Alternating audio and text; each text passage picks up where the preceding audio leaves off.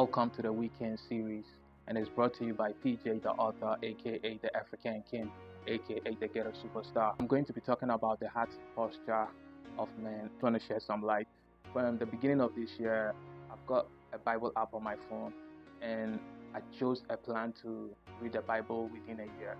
So I just finished reading Deuteronomy and I started reading Joshua. And whilst reading the beginning of Joshua, I noticed something very peculiar, and it's about when the Israelites wanted to attack Jericho. Joshua sent 2 spies, and when the spies went there, they went to lodge at a prostitute's house, and then the townspeople went to report the prostitute to the king that 2 Israelites had come into Jericho and that they were lodging with her. When they sent for the prostitute said it's true that the Israelites came there, but they didn't state that they've gone. Because of this singular act that the prostitute did, when the Israelites finally came to destroy Jericho, she wasn't destroyed, like she was saved just because of the singular act. In our worldly view, we feel like a prostitute is a sinner, so we wouldn't believe that a prostitute could actually be the only one to be saved. The second point I want to talk about in reference to the heart posture is about the Good Samaritan.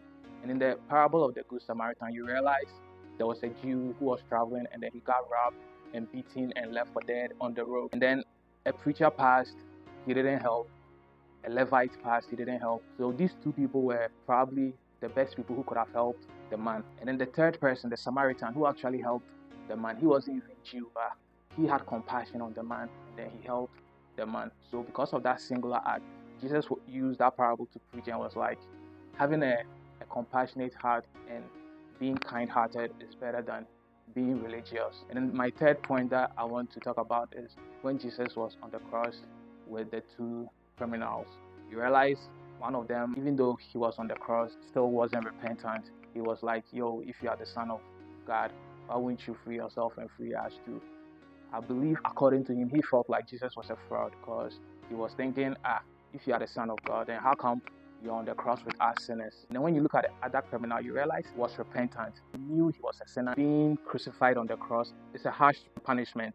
Back in the days, if you sinned or you did something bad, they'll put you in jail, bring you out, lash you. For them to be on the cross, it means they were very hardened criminals. He actually shuts the other guy down, tells him to hush it, and that Jesus is not like them. And the only crime that he has for being on the cross is that he has helped people. He healed the blind, he healed the lame, and he was just bringing light into the world. So that was his only sin. He wasn't a criminal like them, but then he still found himself on the cross.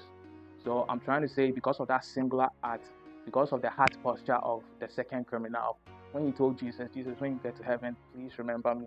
Jesus told him, verily, verily, I tell you, the day that I'll be in heaven, you'll also be there with me.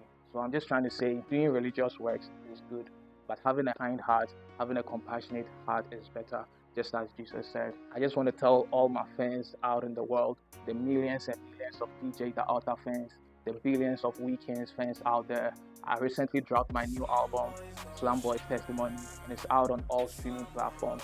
So I'm going to be dropping a link to the song in the comments below, and I want you to eat with it, I want you to sleep with it, I want you to fuck with it, I want you to meditate with it, I want you to dance with it, and I want you to sing through it. This has been brought to you by PJ the Author, aka the African King, aka the Ghetto Superstar. Weekends.